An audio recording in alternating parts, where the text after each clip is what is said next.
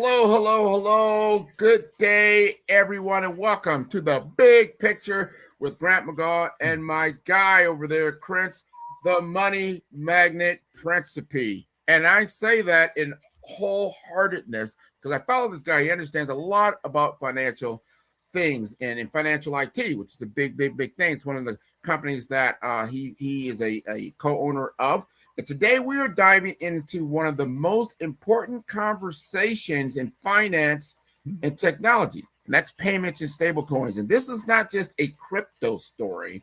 It is a story about the future of money movement, trust, and financial infrastructure because for years, digital assets were viewed mainly through speculation. But today, the conversation is shifting toward real-world utility, faster payments, cross-border commerce, remittances, settlement, and treasury operations. The big question is no longer whether stable coins matter. The question is where they fit in the payment system and how much they could actually change it.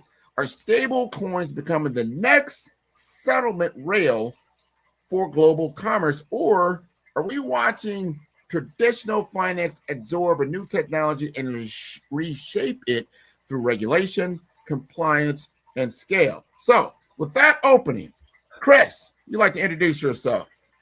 Grant, that opening was wonderful. I think you just did the whole show.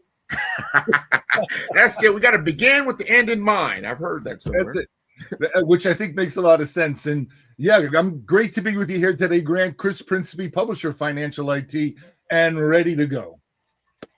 All right, well, let's dive deep because you said, Grant, let's talk about payments and we want to talk about stablecoins. So when we talk about stablecoins in 2026, are we really talking about crypto or are we talking about a new payments infrastructure layer? Well, Grant, I think you said it well. It's actually both. It's a new payment set of new payment rails, but it is being absorbed into the traditional payment system. So I want to start off with, there's big things happening in the world today. Of course, I think the utmost on everyone's mind is the conflict with Iran and the people that are at risk and all these things. And I want to just start there for a second, only because since the conflict has started, remittances from Europe and the U.S. to Iran have gone up over 30%. Wow. Okay. And crypto payments that are trackable to Iran are also up 22%. Right. So what that tells me is that people outside of Iran, and in particular, it's going to be families, are actively really looking to help and support their families, their friends, their compatriots in Iran to the extent that they can. I want to piggyback on that because I remember when the Ukraine and Russia conflict opened up, that Russia, I think that's the news I heard, really were able to maintain their war machine, let's say, through cryptocurrencies, and that they were doing business through other countries, and this was the rail that they were using. I'm sure the Ukrainians are probably doing it as well. Why do you think that's a better way of doing business? Well, Grant, look, to me, it comes back to very simple things, what people are able to do and what is easiest for people to do, right? And remittances has been, a huge business for decades, right? And remittances are generally classified as payments back to your home country from the country you're now living and working in, right?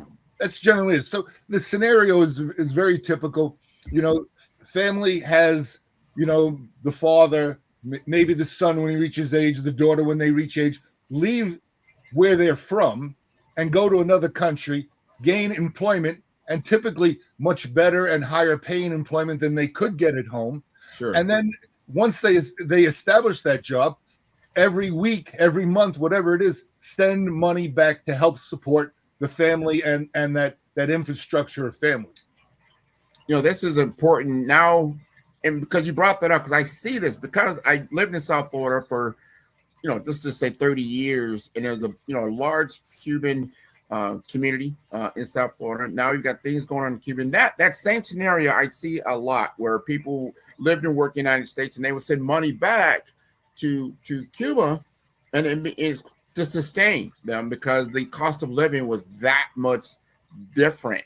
Now, because the infrastructure is done, the oil embargo or whatever they call it over the Cuban island has shut down the island. It has gone dark. What do you do? Yeah. I mean, this is certainly, a big thing. The things that help today, of course, and we're not just talking about Cuba, Venezuela, most of South America, most of Central America, a lot of the Caribbean, all have the same scenarios where remittances are being sent back home for a variety of reasons. And when things get shut down, I mean, if you have access to a phone, you can get payments to your phone, right? Mm-hmm. Yeah. Now, a lot of these people have switched over the years to crypto. And it's not because, let's say, there's any fondness for crypto or like the crypto enthusiasts were excited about it or we're looking for speculation or investment and we want to make more money or whatever. Those are not the reasons. The reasons really are twofold. One is sending payments by crypto becomes easy, right? Once you learn how to do it, you need somebody to really show you how to do it. But once you learn how to do it, it becomes very easy. It's almost immediate, right? So on the other end, they receive it right away. And really, more importantly, is it's not affected by the price of the local currency, right? So if there's depreciation of the currency, which typically happens in most of these places where their fiat is depreciating, by getting the payment in crypto, it's now not tied to the government rate. It's tied to whatever the market says that crypto is worth. Stable coins go one better, which is to say a stable coin backed by US dollar, which the vast majority are, is $1. Yes. No matter where in the world you get it, no matter when it comes to you, no matter when you decide to use it, it still has the same value, $1. It's not like, for instance, in Argentina where inflation can get into the even triple digits, right? Wow. You don't have any of that effect at all. You have $1 at the point of time that you want to spend it. And then if you have to convert it, okay, again in Argentina to pesos, then you're converting it at what the rate is of the day. It's not that you've converted it a week before, now it's worth less a week later. I want to bring you touch on another big point. And as Americans, we need to understand world economy. I don't think we understand world economy. We get upset when inflation affects. I mean, no one's going to be happy because the prices went up. Well, I don't think we realize how much these prices fluctuate in these other countries at such a level that it's ridiculous. We're upset about, hey, you know what? My price to pump went up 20, 30 cents, maybe more. And we'll talk about why. You brought up a really great point. Like, why is it going up when really the supply chain hasn't even been affected yet? But we won't get into that. No, we want to get into that. We want we probably do. We probably do. But in other parts of the world, there is tremendous fluctuations in inflation. And you're saying stable coins, cryptocurrency is a way that, hey, what I had in my pocket yesterday is the same value that it is today, as opposed to, oh, I thought I had some money and then now they raised the price, double in one day or whatever it may be. And then that's a tremendous change in value. Well, and it is, and that's really one of the big benefits, and that's why today's topic was payments with stable coins. Okay, exactly.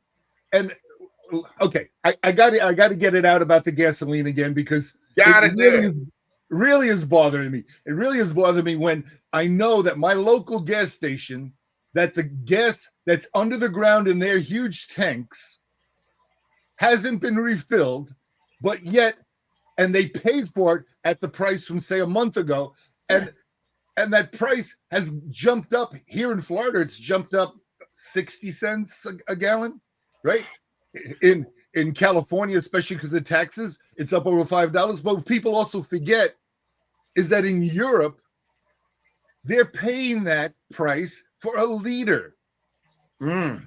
Okay, which means that the gas price there is generally 3 times higher than what it costs here. Wow, 3 times? But we don't realize that. Now, in the Middle East, of course, the gas price is about 3 times lower. Okay, but that's with any commodity where where it's locally available versus having to be shipped and processed and transported to where it needs to be. So there's other costs when you get out of that region which affect it, right? But for instance, down in Latin America, the price is a lot higher than here in the U.S. In the Caribbean, and a big part of that has always been the transportation costs. Okay, yeah, that would make sense. The supply chain, the cost of delivery, distribution. Maybe I have to maintain a sign. I've got to stock all the chips and sodas in my gas station. These prices, I'm anticipating that I'm going to need more money in the future, so I'm going to gouge Chris today before I don't have that luxury in 3 to 4 months. Exactly, and so that's my big gripe. But okay, I got it out now. Everyone else can think on their own about why their local gas price has jumped up, because I don't see why it should. But that's my opinion. Okay.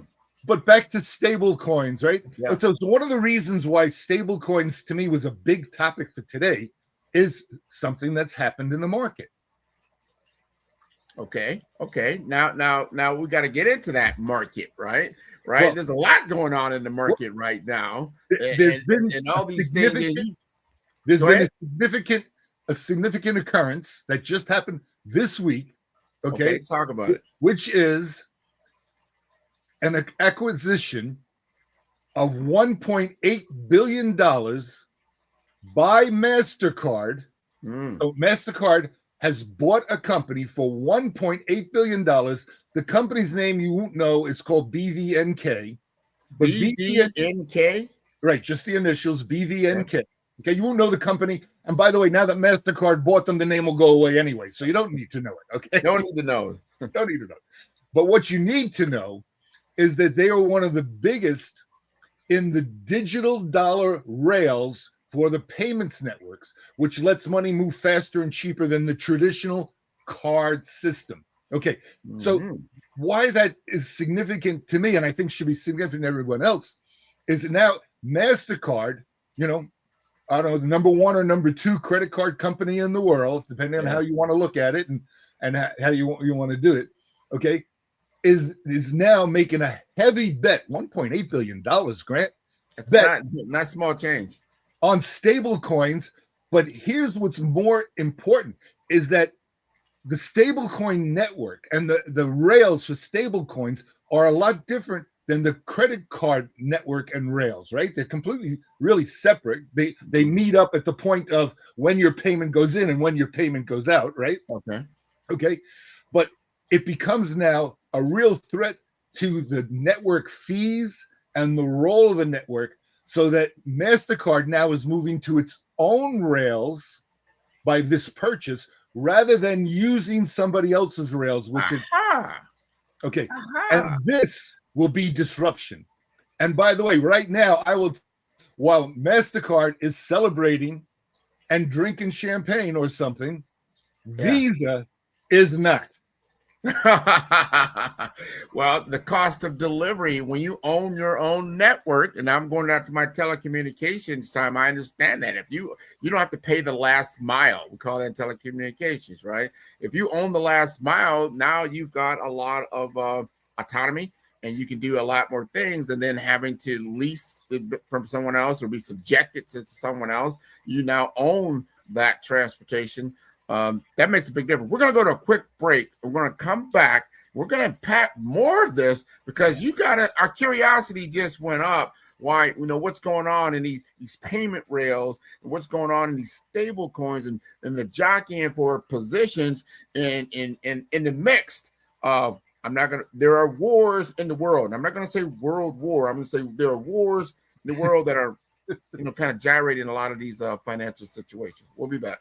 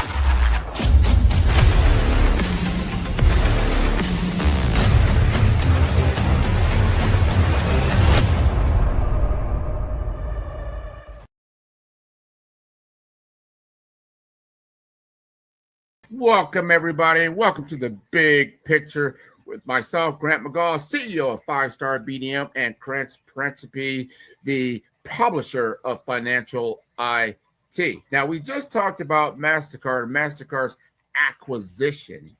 Here's the question, Chris. When Visa and MasterCard move deeper into this space, does that signal disruption of traditional payments or validation and absorption by the incumbents? What do you think? I believe the second. I don't think that it's going to eliminate what we've always done. I think they will work symbiotically side by side, and you will choose, or you will have your AI choose for you the most efficient route of payment, right? Now, I want to come back to your telecommunications experience that you mentioned at the end, because it is important here.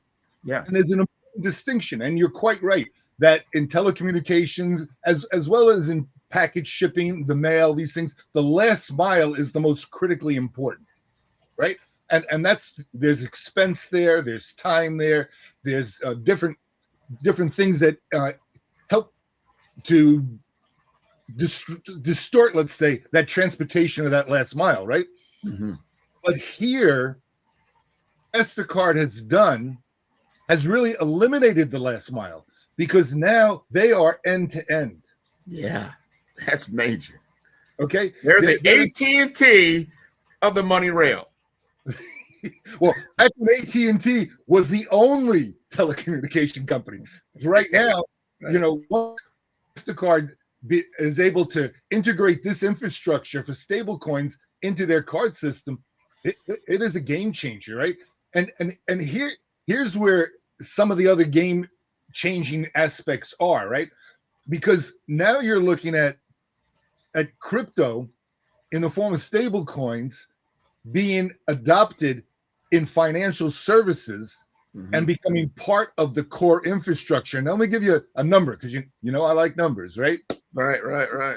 So stablecoins, just to give you an idea of the importance of stablecoins just today, right? In February, last month, hit a record $1.8 trillion with a T dollars in just the month of February. That's the volume that went on. And it's 1.8 trillion? And it's up. That's a lot of money. Oh, it's all the money, right? and that's up 160% from last February 2025. Okay. Oh, that's a signal. That's a big time signal. And that's the point. That's really the signal. That really shows you that what's going on. And got to remember, the governments are with it, starting with the U.S. and the Genius Act, right? Genius Act. There's all regulatory frameworks that are coming out for the mainstream financial systems. In other words, get banks involved from the government down, which is what's needed, right? So we'll really be looking at what I would consider hybrid finance platforms, okay? Where stable coins basically become the invisible settlement rail for global payments, okay? And why I say that, because you got to remember how payments move, right? They move from me to my bank to your bank to you. Right. Okay. The biggest impact of stable coins really is going to be between bank to bank. Yeah. Okay. Okay. Because Stablecoins can move 24/7. There is negligible cost. I mean, we're talking pennies on whatever the amount is. Yeah. Right? And it's secure. Okay, so while our money might move in different ways, I might send a check, I might make a wire transfer, I might make a payment. Mm-hmm. The movement between bank to bank will soon become strictly stablecoin to stablecoin because of all the advantages it has over moving fiat. The back end. We're talking about this is important. That what you just said there, and I put on my technology hat, mm-hmm. because this is the reason why you can be in another country, stick in your ATM card, and still get money out, because in the back end, there's an agreement between all these banks that they all use the same protocol. And that is the reason why that, remember before you had these exorbitant fees when you use your ATM, they still got fees out there now, but that's a money grab. But the main reason was because they didn't have an agreement between how these systems work. You just said now, because they're using a stable coin back end, that's a game changer. Oh, it is. And it's actually more of a game changer for the banks, because it makes the speed go up. It makes the availability go up. It makes the costs go down. Now, we as businesses and consumers who use these services will also have some benefits, right? People will get their payments faster that we're sending it to them. They'll be less affected by the discrepancy of currency, right? And it'll be 24/7, right? So there's advantages on both sides. But as always, Grant, the big benefactors here are going to be the banks and the bank system. Not us. Oh, they agree on it. I always love that Super Bowl commercial that just played. They're all sitting around this huge table, and like the kings at the head of the table, and there's a whole bunch of people, and they're all asking who will eat the fees. First, you didn't understand what they were saying, like who will eat the fees. And it was like, what are they talking about? I think it was a MasterCard commercial or something. I can't remember, but eating the fees was a big deal. So now they've taken, like, if I don't have to pay for that last mile. So now MasterCard saying, I'm not eating these fees anymore. Maybe they did. They ate a big fee of $1.8 billion. They now they're going to be good. They don't have to pay the fees anymore. Well, Grant, I think that, that $1.8 billion is an investment, right? They're not doing that as a one-time. They're doing that as something that's going to make them money for 1, 2, 3, 10 years in advance, right? And it will. Okay, they'll be highly successful with this strategy. Well, you told me that a bankers just like, we don't pay fees. That's like no. Well, Grant, keep in mind that, like, for instance, your ATM fees, there's a different bucket inside the bank they put it in. It's called indirect income. No, it's money we make, right, without risking any of ours. It's a beautiful concept. We're not lending it and then making money on it, okay? Right? That's direct income. Yeah. This is very passive. It's indirect income. People go and use the ATM. We're not forcing them. They go and use the ATM. We get paid. Now, there is a convenience factor, right? There is a cost to that. There's a cost for the machines. There's a cost for the software. There's a cost for reloading them. Right? Believe me, that's taken care of every time you touch that button. Don't worry about it. Don't worry about my fees. I often wonder what would happen if today everyone stopped using ATMs. I mean, of course, we can't do that. But how long would it take before the banks would start feeling the weight of that? That's the thing, the convenience, right? There's a convenience factor. But now we got this thing here that's now becoming my ATM. I could transfer money without ever going to an ATM. Only reason I go to an ATM was for cash. Cash is now becoming a burden. Like, why do I want to? I can say every time I give cash to the cashiers, you're like, oh, geez. Now I gotta do math in my head. I gotta get the right chain. They don't like to do that, but because it's so easy to do digital payments. Well, it's also interesting. Now, get a little bit off topic. The U.S. government has officially stopped minting pennies, right? That's right. So, one of the biggest things that, I don't know, in the sales mentality, and I guess they think people are stupid, it's $14.99, right? It's not $15. You're a whole dollar lower, except you're not, right? Except you're not. You see the 14, not the 15, right? But how will they advertise it? Everything will have to be $14.95 because we're still making nickels, right? Never thought about that. Yeah, pennies on the dollar. I mean, how do we say that anymore? So, but things have changed. Digital payment systems, these are different rails, to your point. And then because when I use I do a Zelle, I love Zelle, because when I do a Zelle to you, there are no fees. When I do a Cash App, there's fees. I think Venmo and some of these others, there's additional, charges assessed for using the service. But some of those bank to bank, if you use like a Zelle, I don't know, there's probably others, there's no fee. So it becomes easy to send it. Let me, and this is not an advertisement for Zelle, but let me just point out one or two quick things about Zelle. I talk to a lot of people. I'm always encouraging people to use Zelle. And the pushback I always get is, oh, there's too much fraud with Zelle. And there's not, okay? Because here's the thing. Fraud happens with Zelle when somebody pays the wrong person, right? Yeah. Right? Okay. And there's no fraud when you tell your bank to send to my bank this much money. It's bank to bank. There's no fraud. There's no in between there. There's no way that there can be any fraud.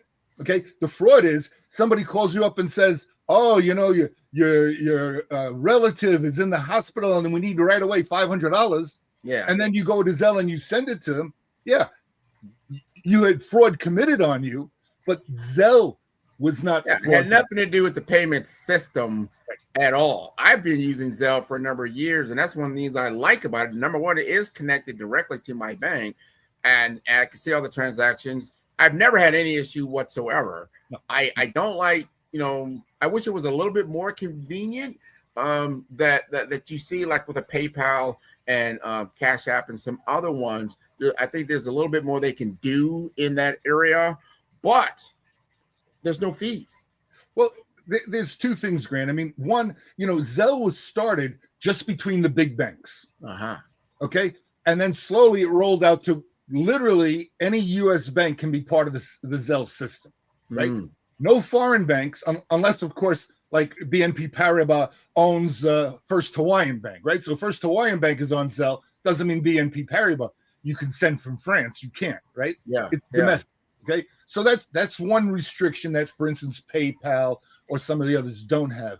The other one is these artificial restrictions that the banks put on how much money you can move when.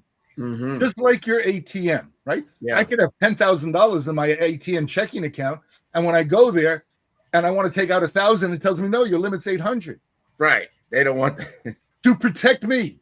Yeah, to protect you. No, right. I'm actually using your money in the back end, and I don't want to get. Well, that's one reason. There's another reason. The other reason is, according to the FDIC and the Fed, right, that banks are responsible for losses at ATMs.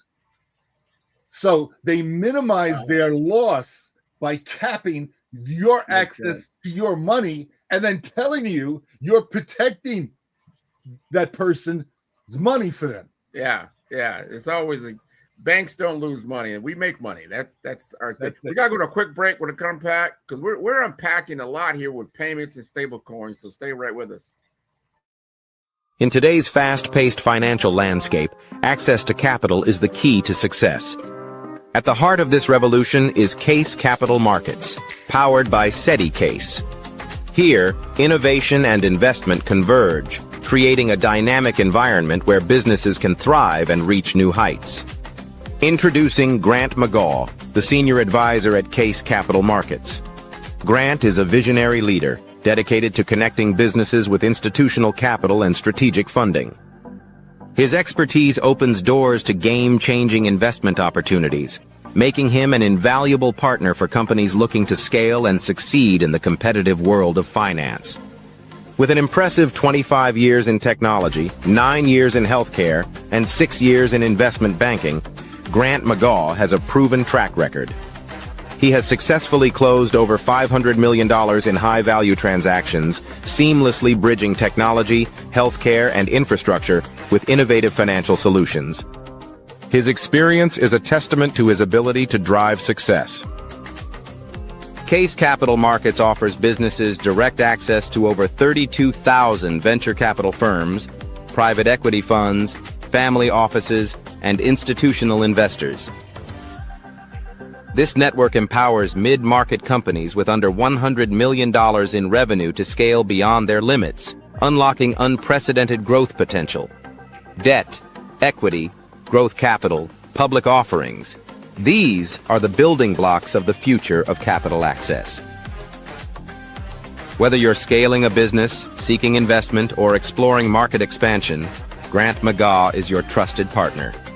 Together, you can unlock capital and create long-term financial success. The future belongs to those who take action. Are you ready to elevate your business?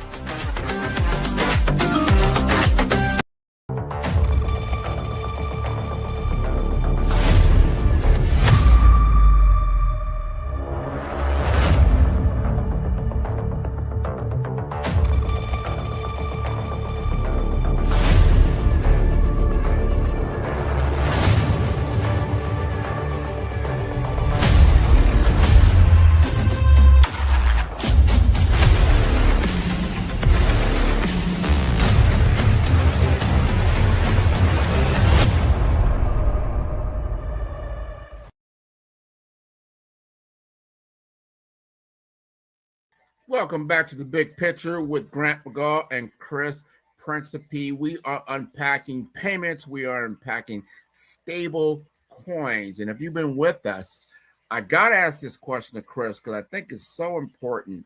We need to understand what are the biggest risks that still need to be solved when it comes to reserve transparency or depegging risk. This thing called AML, KYC. I'll let you take that because there's a lot of people don't understand what AML and KYC is. Consumer protection or operational resilience. What are the biggest risks in this area, in your opinion, Chris? Well, Grant, when you talk about AML, anti-money laundering, or you talk about a lot of the fraud that goes on, that the biggest risk is really simple. It's an arms race, right? The criminal organizations out there are, people don't understand, extremely well organized. I mean, they're in some countries, they have whole office buildings just staffed with people that are looking to get your money. Let's hide in plain sight. Is that what you just said? Wow. Okay, so and unfortunately, there are some governments that back these efforts. Okay, so it's an arms race. As soon as we're able on the fintech side or the government side, or even the from our educational network, that we're able to thwart attempts to hack, attempts to commit fraud, for these kind of things, they come up with something new. Yeah, just like, okay, we have the Iran conflict right now.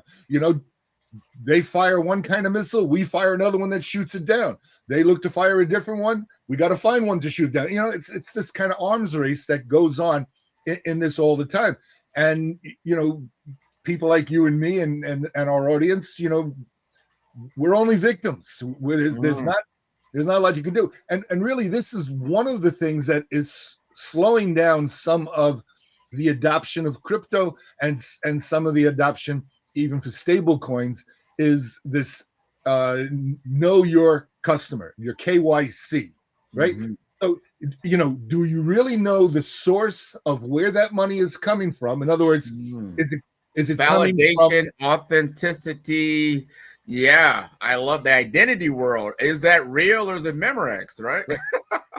Is that money coming from a business account or a personal account that you earned, or is that drug money or terrorist money or whatever? And then on the other side, is it going to a place that's going to use it for nefarious reasons, like terrorism, like human trafficking, like drugs, right?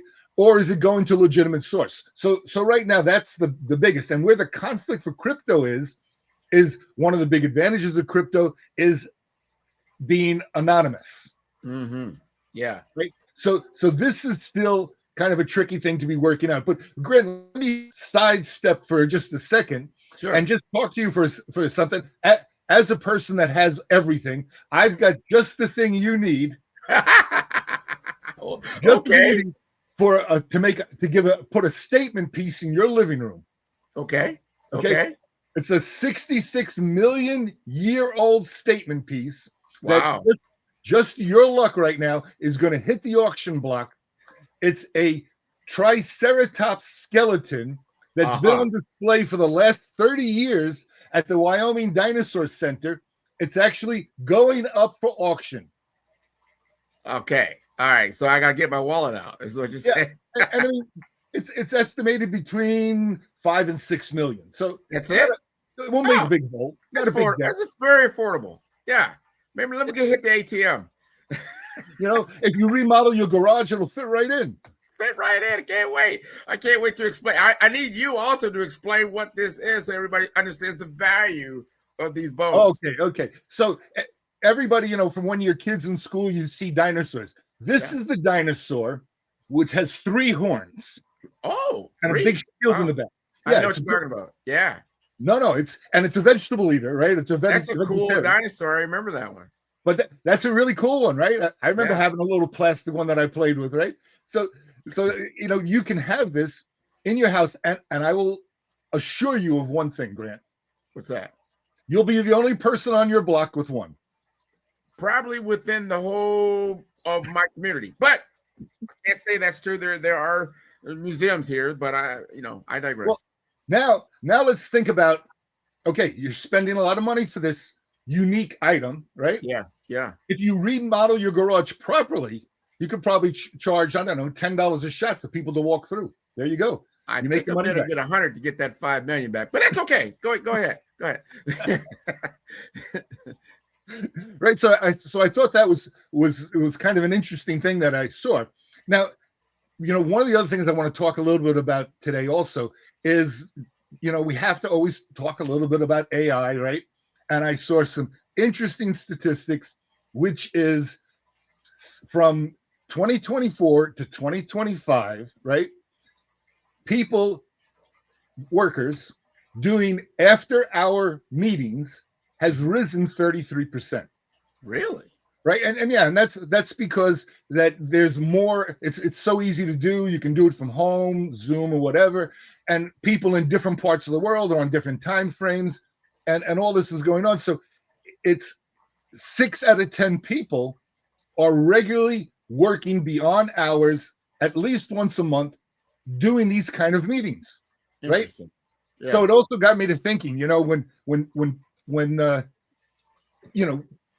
you have a day at work, you don't feel like going, whatever. You're not sick, right? But you just kind of fake an illness. Yeah. So I was thinking about that, and knowing human nature, Grant, maybe I'm wrong, but knowing human nature, I'll bet that people were faking illnesses all the way back to the caveman days. I don't want to leave the cave today. I don't need to hunt that woolly mammoth. I'm not feeling good. Yeah, well, that's human nature, and I want people going back to your conversation, and I need the audience to truly understand this and lean in on this. AI is not a novelty. It's not a trend. It is a platform shift or change. It'll be the playing field in which we will operate. So if you do not, if you don't become AI native, understanding AI in a lot of different modalities, because all the applications that you're going to use it from a digital perspective will have AI embedded within it.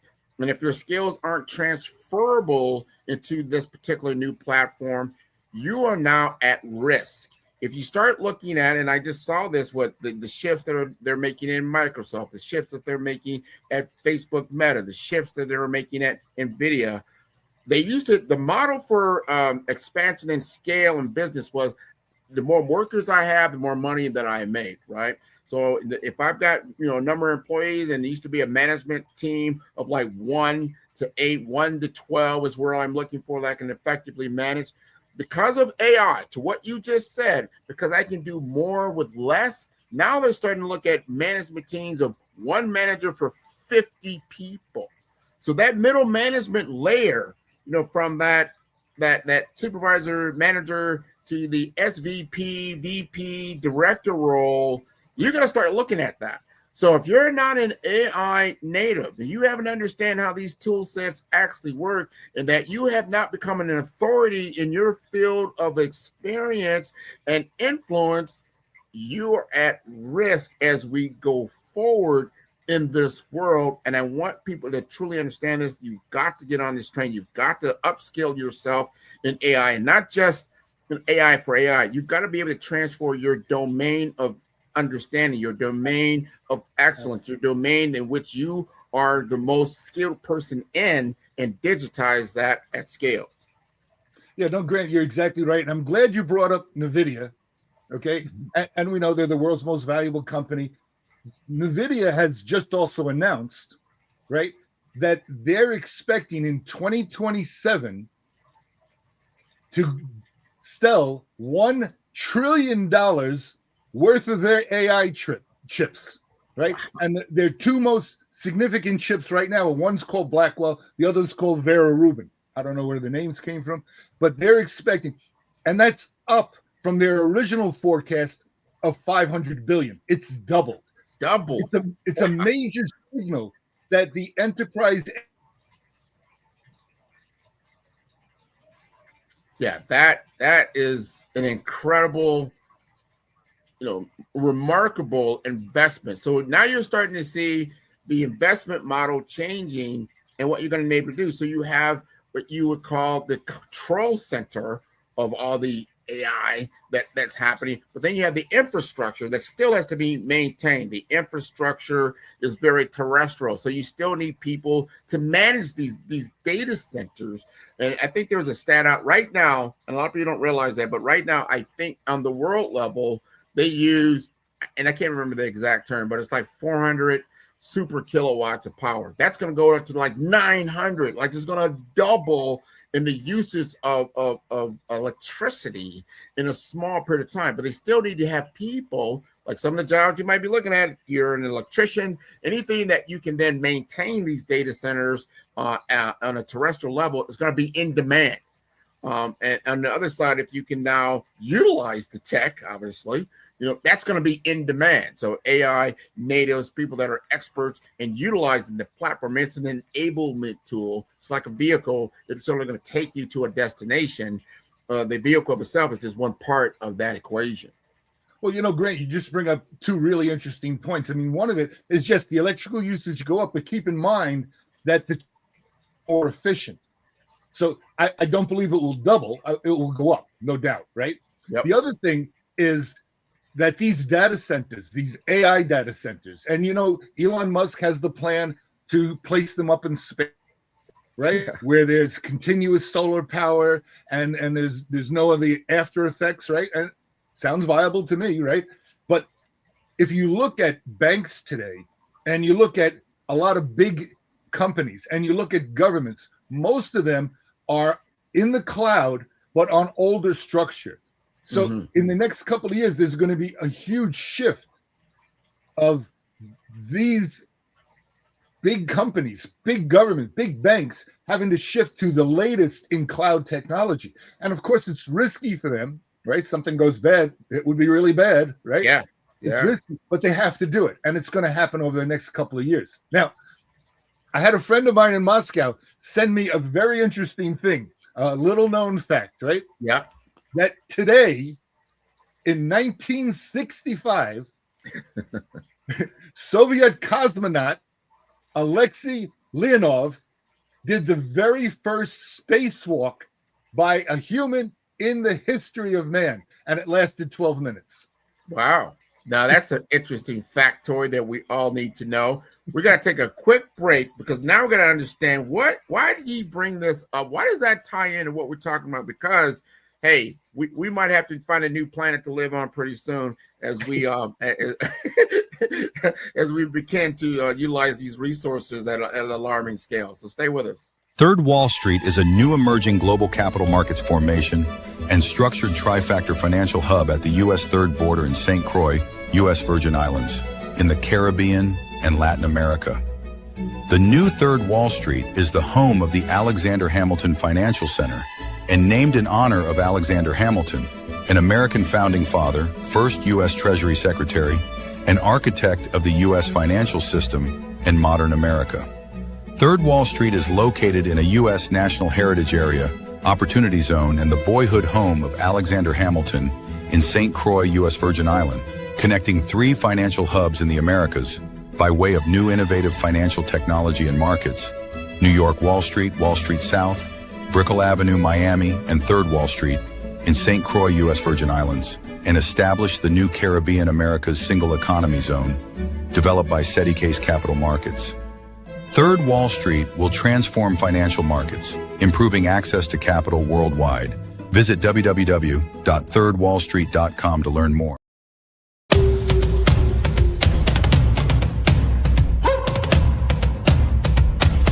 Welcome to our TV network, your ultimate destination for all things exciting and essential. From mouth-watering food to the latest in fashion, health, education, music, movies, and news, plus thrilling sports and breathtaking travel, our TV network brings it all to you. Tune in today and experience the best of every world, all in one place, rtv.network.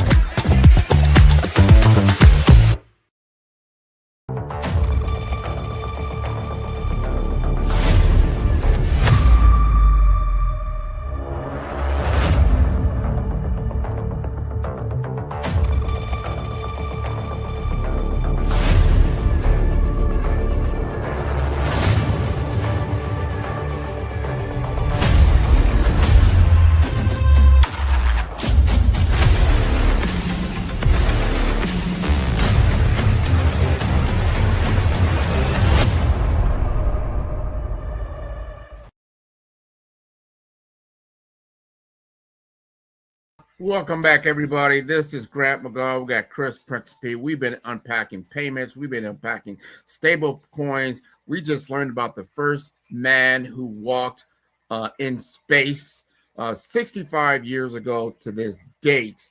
And I wonder, Chris, if consumers even know that right now they're walking into space of stable coins and they don't even understand if this technology is what they're using when they're doing the wallets, or they have their apps, or they have different ATM cards. It's embedded into the financial experience. I wonder how you look at these things.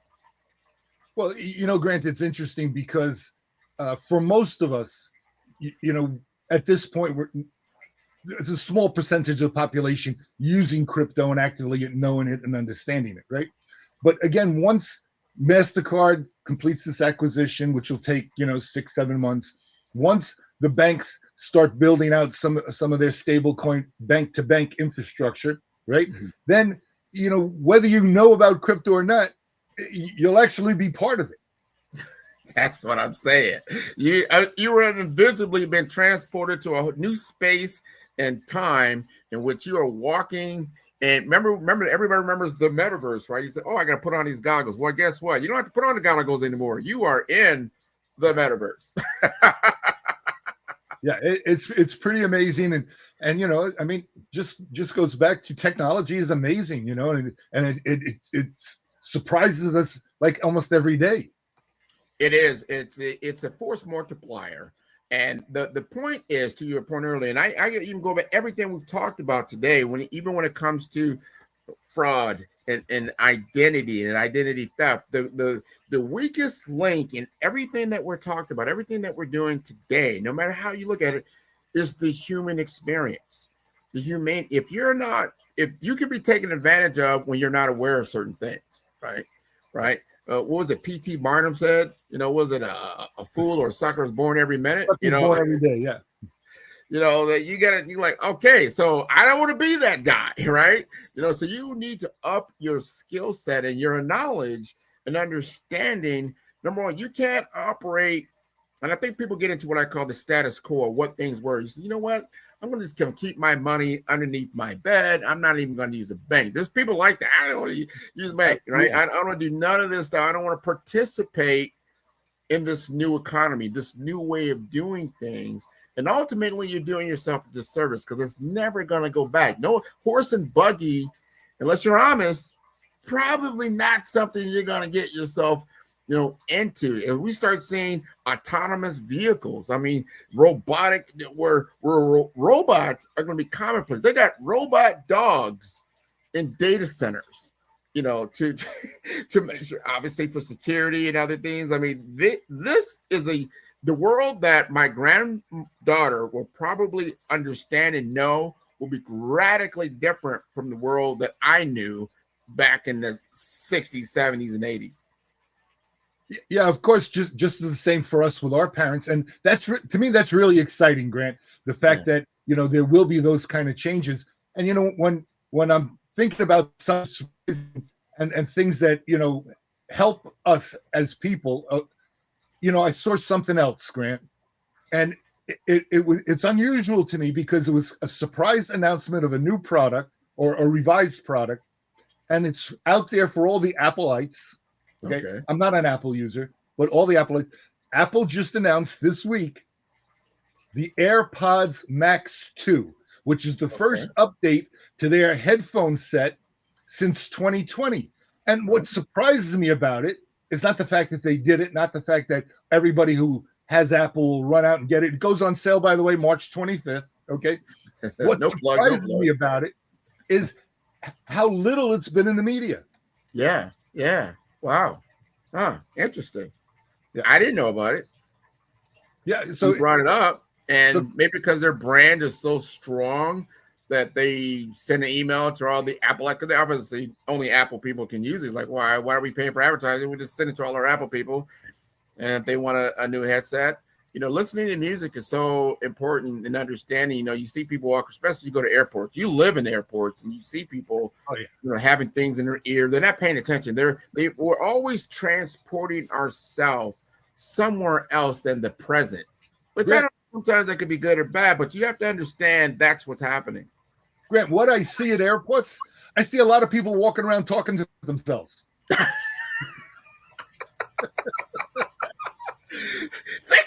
Think about this, Chris. Think about this.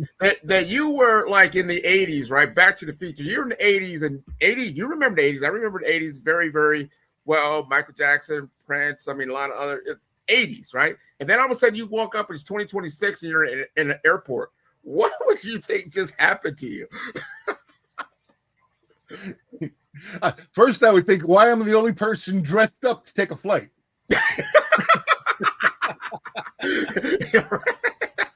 That's funny. What's happening here? Actually, you may walk up to my gate and sit down, probably pull out a cigarette. Well, that ain't gonna happen. That's right. That's also. I'm a non-smoker, right? Oh, okay, occasional cigar, right? But when I used to travel, and I traveled a lot in those days, I would sit in a row, and the row in front of me would be smoking. My row would be no smoking. Like that's the difference, right? Things have changed. Like you're on a craft, and there's smoke. Everybody there is getting secondhand smoke. There's no, you don't think about it, and it's a carcinogen. And so what were we thinking? But Grant, you're wrong. Okay, you're wrong, and I'll tell you why. Because in those days, there was no such thing as secondhand smoke or carcinogens. Oh, of course, it was invented, by people in the 90s, right? So, oh my God! I would submit that they knew about these things beforehand. We, as the general population, didn't know about it till probably the 90s. Yeah, what we were doing to ourselves, but such a change in environment. And as I think about my lifetime, the things that really are linchpins is the technological change. I remember when we had a black and white television, all of a sudden we got a color TV, and it was a big thing. I remember when we had 4 stations, all of a sudden we had cable. We were like, oh my God, this is incredible. I remember the very first cell phone that I saw, and this is in the 80s. I saw this gigantic looking thing. Like, how are you going to do that? You know, and then internet, and then all of a sudden it got quicker. See, these are like 10, 15-year leaps.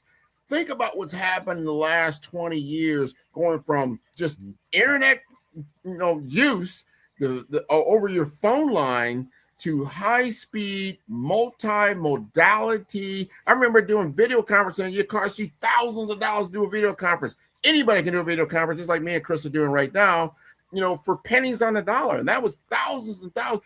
Our world has changed radically. And if you look at the NASDAQ, which I know Chris understands this, you look at the financial picture, who's on top? It used to be Coca-Cola, Sears. Who's IBM. On top now, right? IBM was always a blue chip, right? Yeah. You can't. No one got fired for buying IBM, right? That's a true statement. Yeah. And now, but look now, you got your, like you just mentioned, Apple. You look at some of the blue chip stocks are tech companies. Your Microsoft. You just mentioned Nvidia. I mean, the stock is just ridiculous in what they do. You've got, so these things have changed dramatically. I wonder if Warren Buffett were, transported from the 60s to 2026, what kind of investments would he be making today? He'd make the right ones. Take a note out of that one. Right. So before we leave, only got a minute left. What would you like to leave us with? Well, Grant, what I'd like to leave with is, again, we talked about stable coins. We talked about this MasterCard acquisition for the rails, right? And we want to bring this information to you, not because it actually affects what you do today, but so that you're aware of what is, and when these things start to move, you can be at the forefront. We want our audience to be in the know and to be on the go. Oh, man, you said that so powerful. We have to be in the know. You can't sit on the sideline. You can't sit there like, oh, I didn't know. Like, no. You've got to bring your ID when you go to the airport. You need to know. You can't, there's certain things you just absolutely. So you need to know how money is changing today. You got to understand how technology is changing today. You have to understand financial IT from the perspective of Chris Principe, who's going to keep you in the know. He has a world-class magazine. If you did not know that, you got to go look it up, Financial IT. You're going to understand these payment rails, these payment systems. And if you're a small business owner, you need to know these things and understand how you can take advantage of these different types of things. So you don't have to get caught up in the fees, right? So you can start doing things without fees. So we're going to come back next week. We're going to have Chris. Go ahead, Chris. Just one thing on that. It's almost a crime to be in the know and not to be doing it. Exactly. So you have to be in the know and you have to be on the go. You can't just say, I got this information and I'm not doing anything with it. The last word from Chris. That's beautiful. Talk to you later. Thanks for tuning in. Bye-bye now. Bye-bye. Welcome to our TV network, your ultimate destination for all things exciting and essential. From mouth-watering food to the latest in fashion, health, education, music, movies, and news. Plus thrilling sports and breathtaking travel. Our TV network brings it all to you. Tune in today and experience the best of every world. All in one place, rtv.network.